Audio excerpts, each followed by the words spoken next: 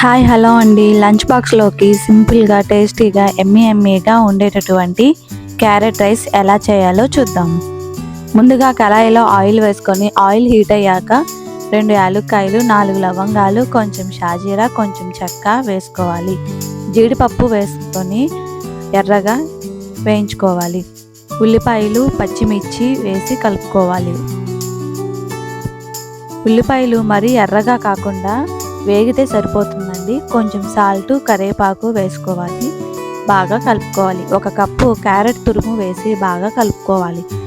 Carrot తురుము మరీ ముద్దలా కాకుండా 2 నిమిషాలు వేయించుకుంటే సరిపోతుంది.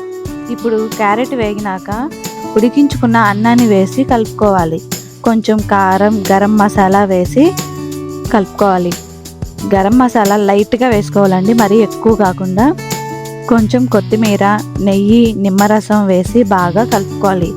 ఇవే మంచి ఫ్లేవర్స్ అండి. Carrot rice ready.